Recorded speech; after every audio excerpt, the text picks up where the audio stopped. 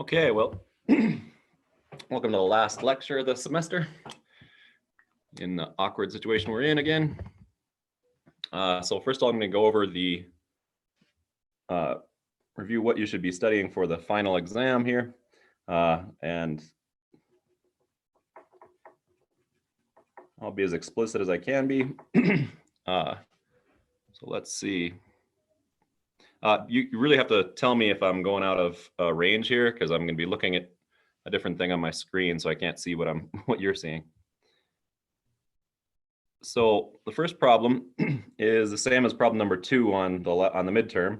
It's basically find the derivative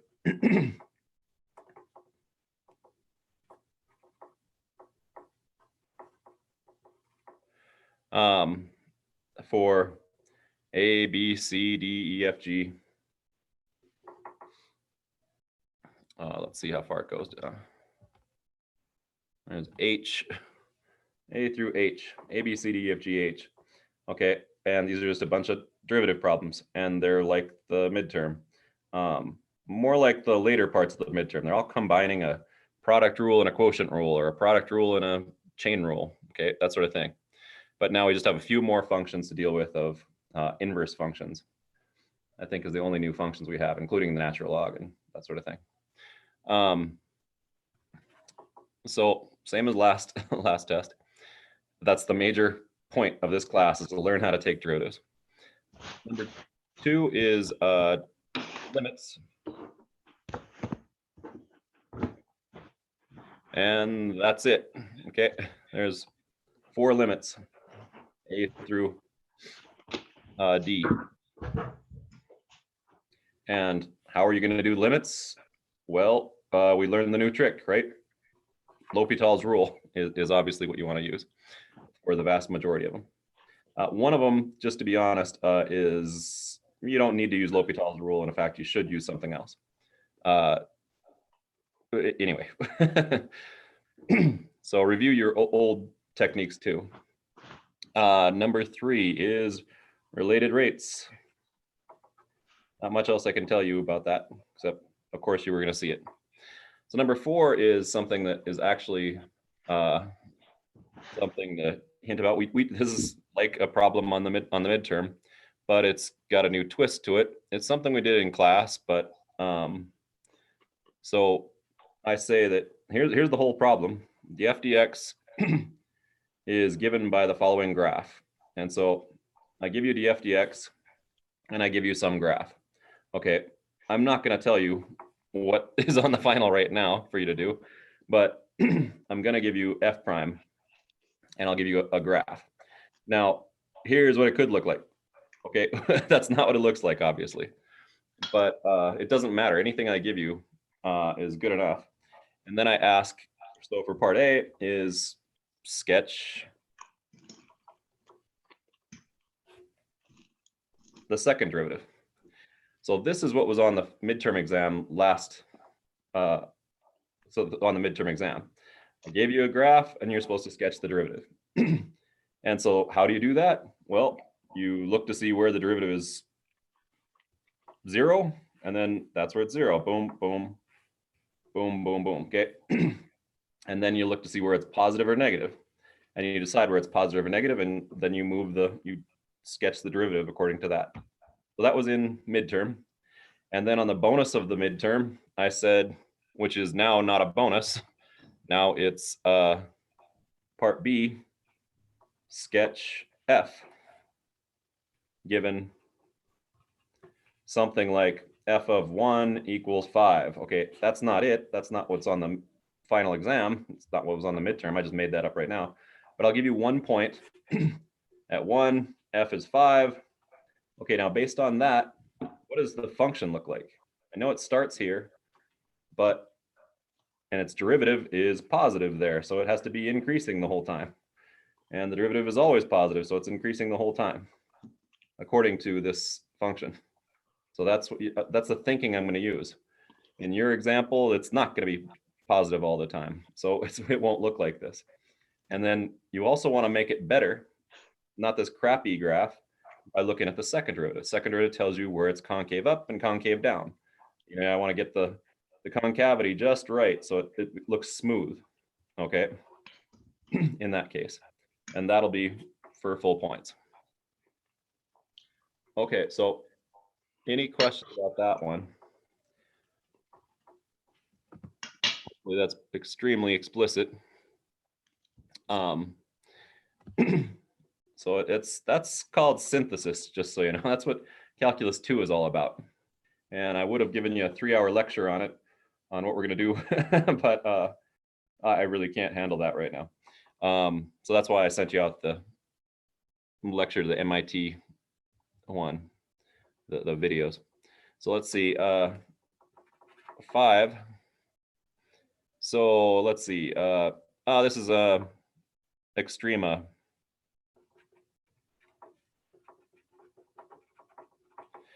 And you should know how to do the first and second derivative test. Okay, so again, no surprise, right? It should be real clear that that was one of the things we were focusing on.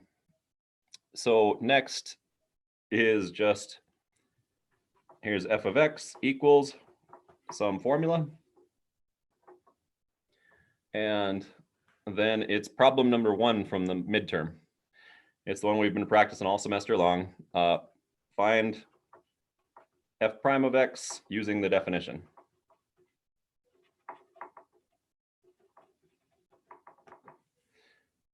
And part B is double check it. Use differentiation rules. Use the tricks to double check it.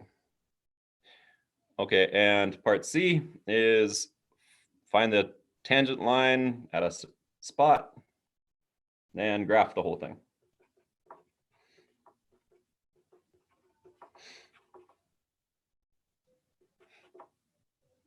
Okay, so find the tangent line at a particular spot and do it. So that was from the very beginning of the semester, right?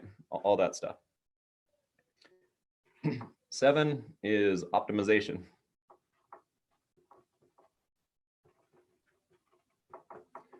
And that's all I'm going to tell you about that.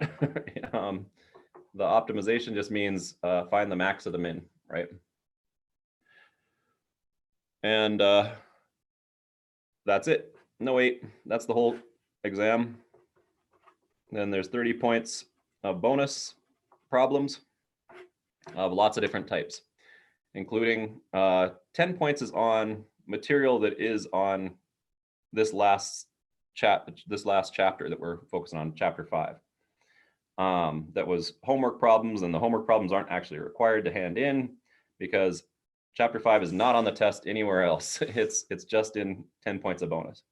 So if you're interested in going on and getting a head start on Calculus 2, that's what I'm trying to motivate you to do. It will save your life. Calculus 2 is harder than Calculus 1 in the sense that it's continuing on from Calculus 1 and there's more to it. But less people do poorly in Calculus 2 than in Calculus 1. Calculus 1 is the toughest class there is in my experience. So if you've gotten this far, congratulations. You're in great shape. Okay, so that's it. That's the whole test. Any questions about the test before we do anything else? Nope. Okay, great. I don't have a question about the test, but I was just wondering, for those of us who are planning on going into Calculus 2, do you have any age-old wisdom advice you can give? I didn't hear the last part. Do I have any what that I can give? Any wisdom, any advice you can give Oh, off the top of your head? yeah, I mean, in my experience, people who pass Calculus 1 generally pass Calculus 2. That's not true of people who pass pre-calculus, right? If you pass pre-calculus, it doesn't mean you're ready for calculus. Calculus 1 is just a big jump. It's really difficult. Calculus 2 is more difficult than Calculus 1, but it's not such a big jump from Calculus 1. You're just using Calculus 1 techniques and you're using them in new ways. You're using them backwards. So you learned how to how to juggle like this, but now you have to juggle upside down in water. But nevertheless, the concept's the same. Okay. So no, I don't have great advice, but Thank you. That at least paints me a picture. I do appreciate it, Professor. yeah, Calc 2 Yeah, is I do have definitely. a question too, actually. Oh yeah, please. So that text that we've been using for the rest of the text, is that like what material would be in Calculus 2? Like, would we be able to use that to prepare for that? Oh, absolutely. No, every modern calculus book is the same. So if you watch the MIT lectures, for instance, it's the exact same thing that we cover, right? Yeah.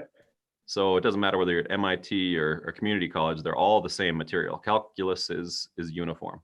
Yeah, but And as so- far as like the extent, because there's like what, I don't know how many more chapters left. Like we're on chapter 5 right now, and I think there's 12 altogether. So the remaining 7 chapters, like what level of calculus does that go up to? Oh, this book is through Calculus 3. Okay, cool. Thank you. So as soon as you start getting to multivariable calculus, that's Calculus 3. And so Calculus 2 finishes with Taylor's theorem. Cool. And Taylor's theorem is fantastic. So I do want to say something really quickly as a tiny little review. So Calculus 1 is we learn the derivative. That's it. And Calculus 2 is you learn the antiderivative. And this is the formula for, or this is the notation for the antiderivative. And then Calculus 3, which is going to go off the page, and that's okay because we're not going there, is just functions of x and y and z. Okay, so you have more variables in it. It's going off the page, but that's okay. Okay, and so it just does multivariable calculus is all Calc 3 is.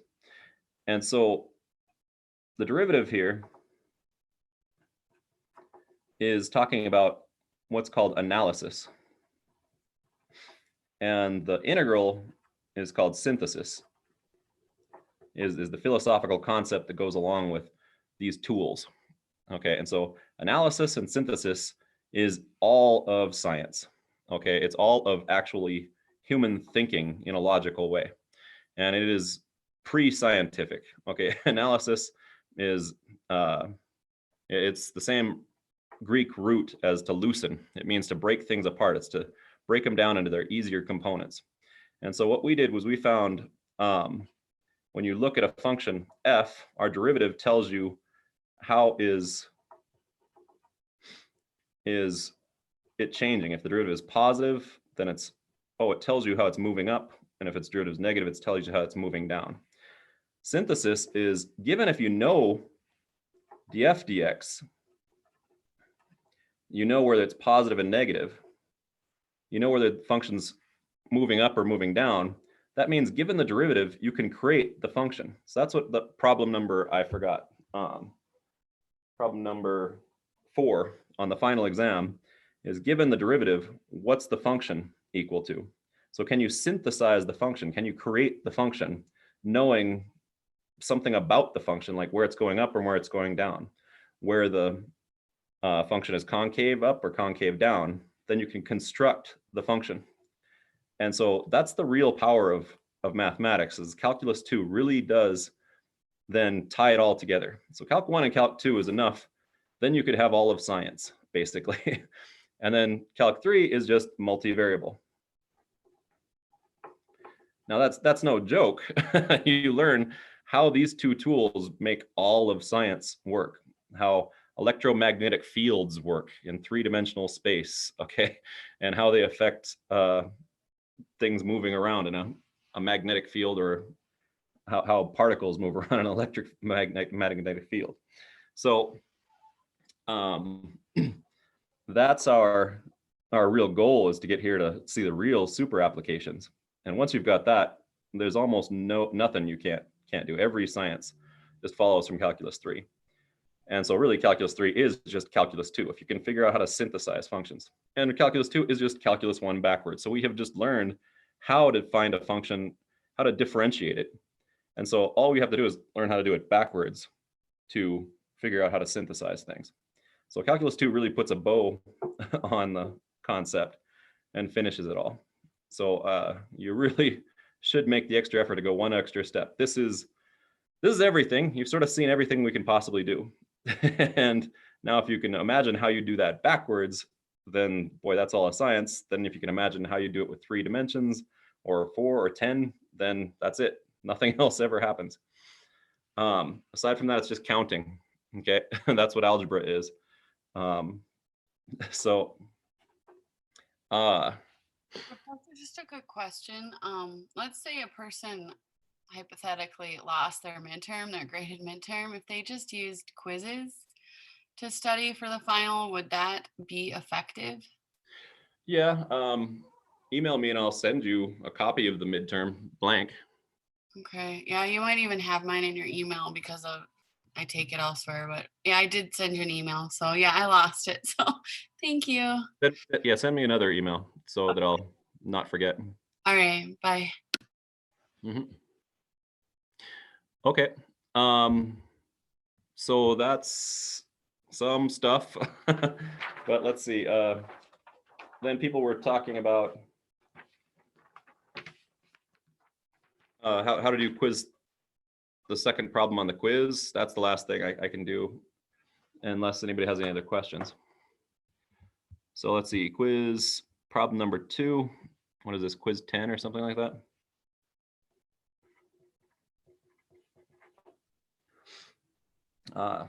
Number, I don't know what number it is. I've got 3 because 2 was a bonus problem, Okay. I assume. Yep, exactly. So a rocket is lifting straight up from a field, and it's tracked by a rangefinder located 500 feet from the point of liftoff. So a little guy here is watching the rocket, right? Okay, my beautiful artwork. And this rocket's gonna shoot up, and it is 500 feet away from where the person is watching it. And as the person is watching it, they notice a particular angle. And so just based on the fact that they know they're 500 feet away, and they can measure the angle, then that's it. That's all you need to know to figure out how high the rocket is at any given time. And so that way you can measure how fast the rocket is going at any given time. Okay, and so we're going to relate those rates in these problems as the rate of the rocket and the rate of the angle changing. And so I want to relate theta to, well, the height. So how are they related? Professor, in the problem, it just says a rangefinder. That can actually just be something that sits on the ground, correct? Yeah. Exactly. I heard it as like the bottom is equal with the ground. So Yep. In a problem that you drew, we would have to add another height to it, wouldn't we? Yep, you most certainly would if you wanted that sort of accuracy. Okay, so it's okay the way I just assumed it was the ground. You have 5 feet there, that sort of thing. No, somebody asked me that in the last time too, and I said I don't care. Okay, like meaning sometimes people will be nitpicky about it. Oh, they're 5 feet up. Let's pretend that this person's eyeball is laying on the ground. Okay, they're laying flat. Okay, and that the angle is straight up. So that's exactly right. If you worry about it, great. I will grade it correctly either way. But I'm not going to be nitpicky about little things like that in this class. I'm interested in the big picture, the big concept.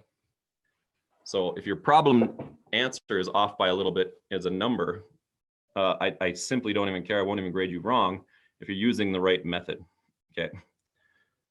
So that's the focus here, is that I'm assuming it's just 500 feet and h is the height from the rangefinder's point of view. Okay, so now the last piece that they give us is that the rocket is rising at a rate of 10 meters per second. So that's the h here. And it's positive 10, okay? And it's feet per second moving up. And then the question is, how fast is the angle changing when the rocket is 20 meters high? So we're asking, what is d theta dt when the rocket is at a height of 20 meters? So that's the first part, is part A. Okay, so assuming that it's 10 meters per second height changing. Wait How wait a fast? second. The way part A is worded, it makes it sound like you're just asking for the position function, which would be h equals Oh, 400 sorry, yeah, I'm tangent of looking at, angle. I apologize. I'm looking at somebody's paper who, you know, took a photograph of it and sent it to me, and so it's all screwed up. I can't see part A. Got it. All right. So let me Yeah. look at a different one. That's actually part B is what you're, yep, okay. Yeah, I guess that was part B, was this question. So part A, express the rocket's height as a function of the angle from the line from the rangefinder to the rocket that makes with the ground. Okay, that's this question. So find the formula for how the angle is related to the height of the rocket. Okay, that's part A. Part B is going to be that, and part C will be if the angle is changing at a particular rate. So if you're given that the angle's changing at a particular rate, 0.05 radians per second, how fast is the rocket rising when the angle is that? So then it's, what's dh dt equal to when the angle is 0.1 radians. So this is from the point of view of the rocket. The rocket knows it's moving up at 10 meters per second, and the rocket is at 20 meters high. Then the rocket could guess, well, what's the angle that the people are seeing me at?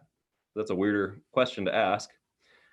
And then the other more natural question is, okay, if you're watching the rocket and you can watch that your eyeballs are moving up at an angle of 0.05 radians every second, well, then how fast does that mean the rocket is moving when the angle happens to be at 0.1? Okay, so this is how the ground people can determine how fast the rocket is moving. Okay, so to answer this question, so first part A, how do I relate theta to h? And the answer is, if I take the h to theta here, I want to know, I have 500 here. I want to know how are these two related, and we have the tangent function goes from here to here in a right triangle. So the tangent of theta is opposite over adjacent. That's it. Did they say anything else? Oh, no, they said express the rocket's height as a function of theta. Okay, so if they're expressing the height as a function of theta, I just solve for h. So h equals 500 times the tangent of theta.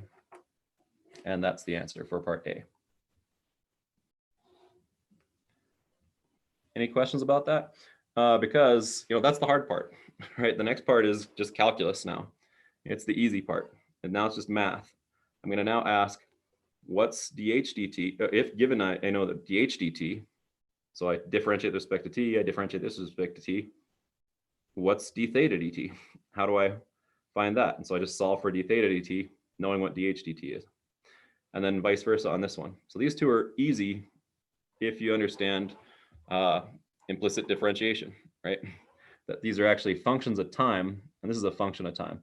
That theta is not just a single symbol, it's actually theta of t equals some stuff with t's in it. So you have to have that inside your head to understand what we're doing when I now do d dt to both sides.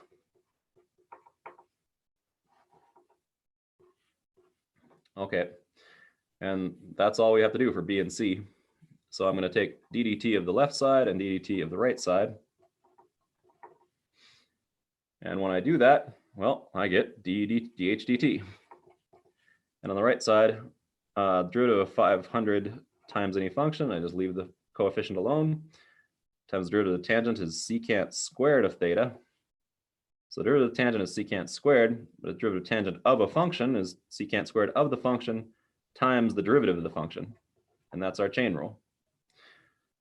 Okay, so again, that's why I stressed and put 2 exclamation marks on the week where we studied chain rule, right?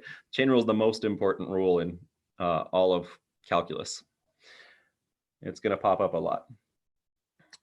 Okay, so what do we have here? We now know that dh dt is 10, and I want to find out what's d theta dt when h equals 20.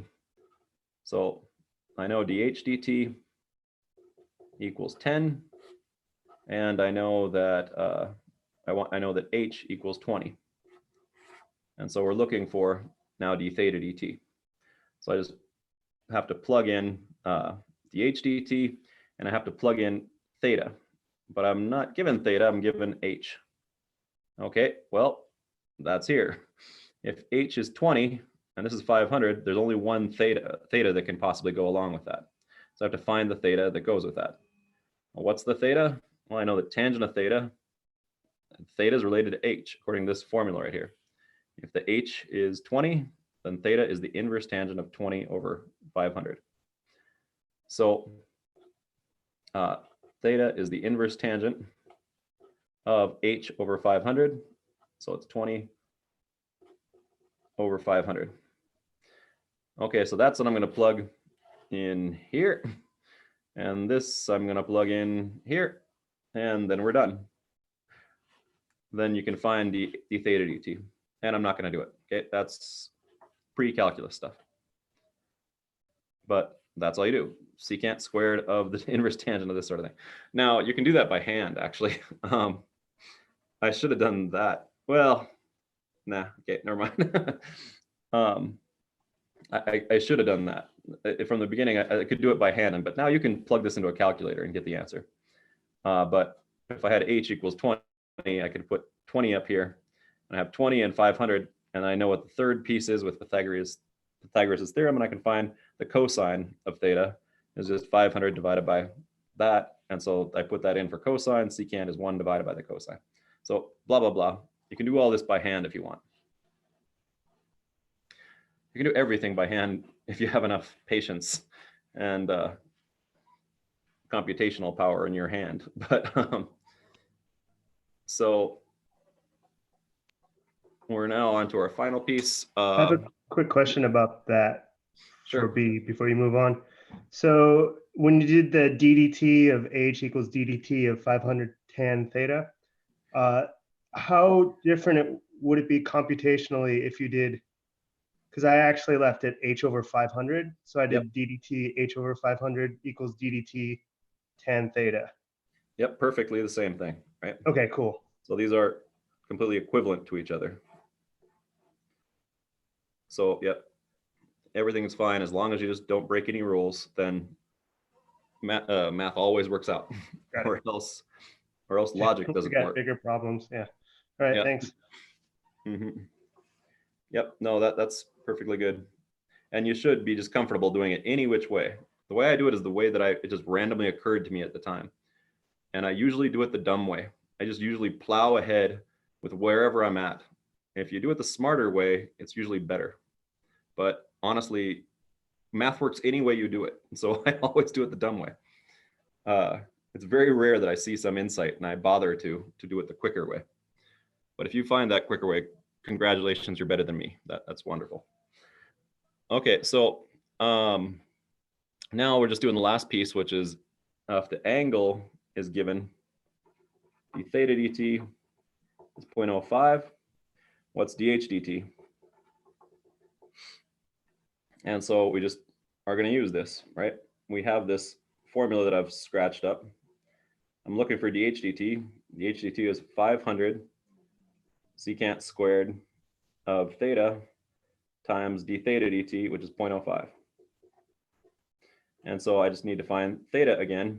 And in this problem, we were given that theta equals 0.01, well, no, 0.1. Okay, and so stick that in here, and that's the answer. Okay, any questions about that or anything else in the entire semester? If we had a similar problem on the final, would you want our answer? What would you want the answer to like look like, I guess? I see. Like given that I said do this without doing it, I'm comfortable with anything that's true, but I want it to be simplified or else I'll be taking off a half a point.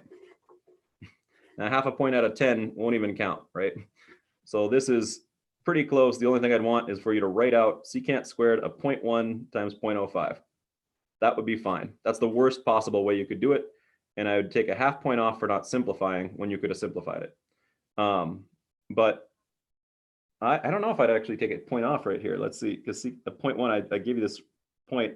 So this is fine. So actually just put the 0.1 in there and you're done. Or put this in your calculator and then I won't take any points off for sure, because this is an engineering class.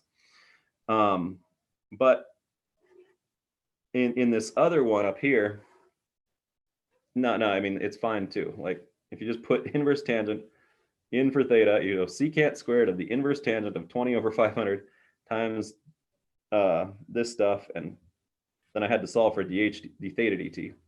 Okay, and I know what dh dt was 10. So if you just write down all that stuff, you're good to go. And I would want, you know, I'm just not, especially in this situation, this coronavirus situation, I'm just not going to be that nitpicky about correct answers, okay, that look a little funny. Okay, so everything's better right now. Next semester, we're back into a classroom. All of a sudden, I get meaner and more nitpicky. So hopefully that answers your question. I'm going to be pretty loose on this. Yeah, that helps. Thanks. Okay. Anything else? Any questions at all? Actually, a question. Would you be willing to go over the bonus 10-pointer on quiz 10? Because I really Sure. liked the problem and I kind of want to see how you do it. Yeah, sure. Well, that's actually what I was thinking of when I said I always do it the dumb way, is that so I can show you the dumb way or I can show you the clever way. And I like the dumb way. Okay, so let's do the dumb way, I think. So we have here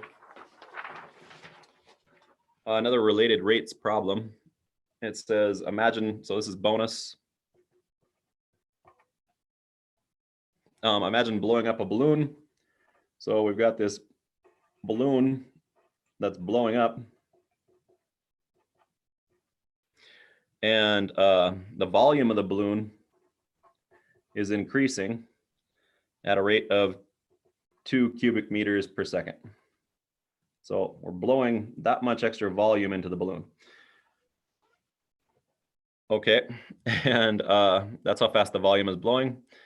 And they're asking, well, how fast is the surface area changing? So the surface area of the balloon is changing, and we're wondering how fast is the surface area changing? And we're asking how fast is the surface area changing when the volume is 1 cubic meter. And then they ask, well, when is it when it's 2 cubic meters? Okay, so that's our goal, is I want to relate the volume to the surface area. Now the smart way to do this is just find a formula that relates the volume to the surface area, take the derivative of both sides, and then you're done. You just put this in one side, solve for the other side. But the dumb way to do it is also interesting too. So I'll set up both ways that we have. So first, dumb way to do it, it's my way to do it, that's the way I like to do it, is I want to find, well, what is the volume formula for a sphere? Let's see, it's pi r cubed and it's 4/3 pi r cubed. Okay, that's a thing to memorize. So another hint for your final exam coming up. I told you, I think I was on the first day of class, like what are the formulas you need to know? And so there is a geometry problem in here of a related rates problem. And so what are the geometry formulas you need to know Well, you need to know all the things that I told you that time. Okay, I don't want to hint about what exactly formula you need for the final exam. Okay. So let's see, the first demo way is I have this, so I then know that dv dt is 4/3 pi r cubed. And if I differentiate this with respect to time, I'll get the rate of change of r. Let's see, I'm going to have to do 4/3 pi, and then r cubed becomes r squared. When the 3 comes down, it cancels with the 4 is why I'm contorting this, because I want to not hide that fact that the 3 cancels with this one when I take the derivative of r. But then I'm differentiating with respect to t, so I have the derivative of the inside function. R is a function of t. So that's our chain rule. Okay, great. Now I've related the rates of the volume and the radius.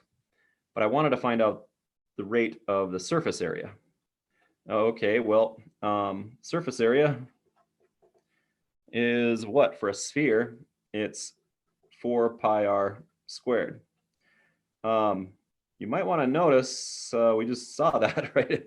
4 pi r squared just happens to be there. It's not a coincidence. Basically, when I have a sphere and it's growing, well, how's the volume growing? It's the surface area times the delta t, right? Is the amount of extra volume.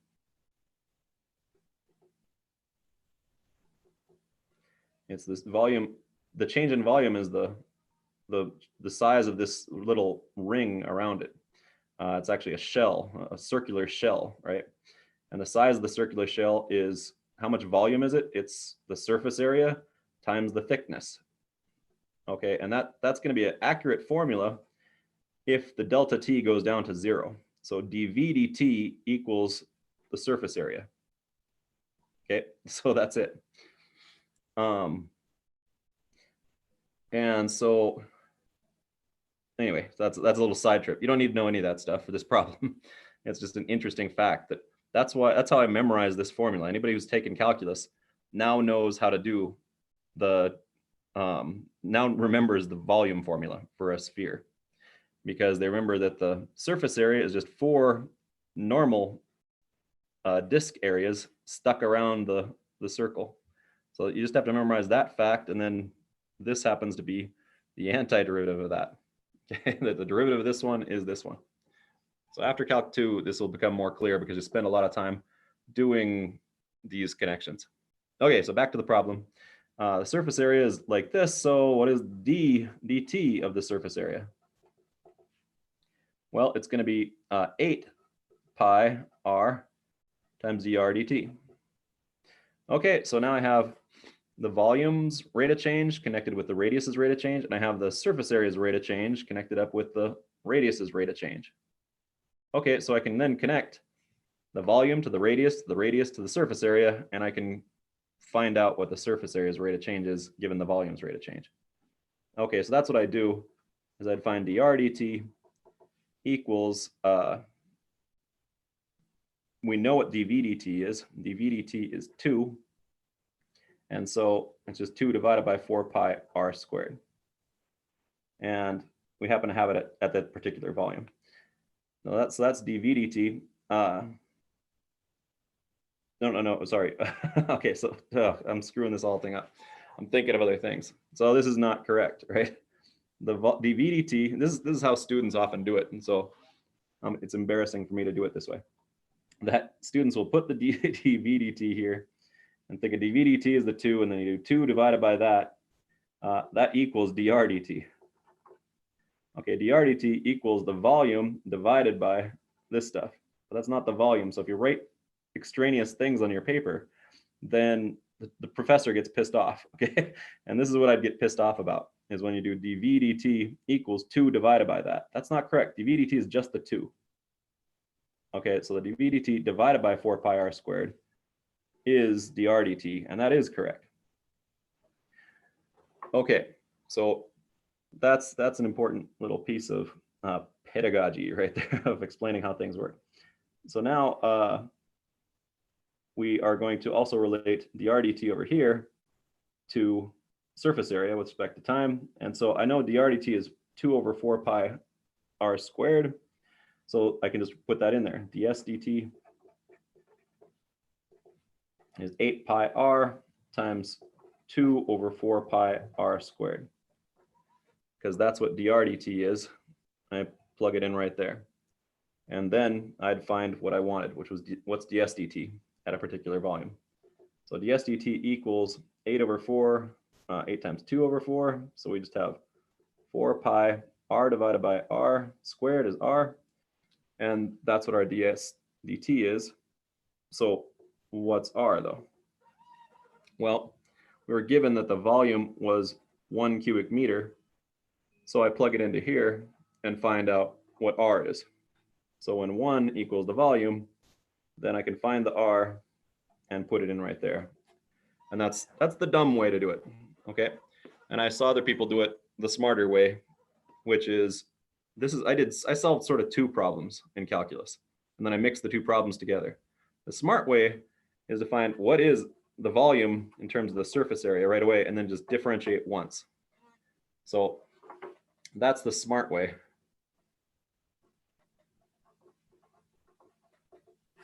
Is just find a formula relating the volume to the surface area. And that's essentially equivalent to what we did before, but I just find the formula once so I don't have to differentiate twice. And so we know that the volume is 4/3 pi r cubed, and the surface area is 4 pi r squared. So I just write down what r is in terms of surface area, and then plug that in here. So I solve for this r and then plug it into there, and that would be it. So real quickly, r is equal to the surface area divided by 4 pi in here would be r squared. Surface area divided by 4 pi is r squared. So if I take the square root of both sides, I have r. And so now volume is 4/3 pi r squared, and r squared, well, r is, Did you move it down a little? oh, thank you. Okay, so I've got all these formulas. Let's see. Too bad I can't get them all together, right? So that we have that the volume is 4/3 pi r cubed. Sorry, so 4/3 pi r cubed, and so the r is given by solving this is surface area divided by 4 pi, and then take the square root. So I just put surface area divided by 4 pi, and I do that to the 1/2 power, or I can take the 1/2 power out here. So that's our volume in terms of surface area. And so the smart way would, I know what dV dt is, and I'm looking for what the derivative of the surface area is. And so I just have to differentiate that once, and then I can solve for surface area. And even smarter is what if I would have solved for surface area in terms of volume, then I wouldn't have to resolve this. So that's the second smart way. The smartest way would have been to do it even backwards. So again, it's like the insights. If you think ahead a little bit, then it saves you problems. Ounce of prevention, pound of cure. Okay. So for this problem, there's a lot of different ways to come to the same answer as the conclusion I'm coming to, because mine looks nothing like yours. Yeah, that's right. No, I looked at yours. Yours looks Okay. better because it's prettier. Like you did a nice organized way. So again, Okay. yeah, those are just 3 different ways I showed you, and you did it another way, and there's a million ways, there are a million different routes to the mountaintop, right? But you all get to the Yeah. same pinnacle of truth. Thanks. As long as you don't cheat on your way up there, as long as you don't lie, as long as you don't lie to yourself, as long as you follow the rules exactly right and don't ever say, oh, it'd be a lot easier if this wasn't there, 3/2, I don't like that. Well, you just have to deal with it. Things are what they are. Okay, any other questions or comments about anything? I'm going to cancel the live stream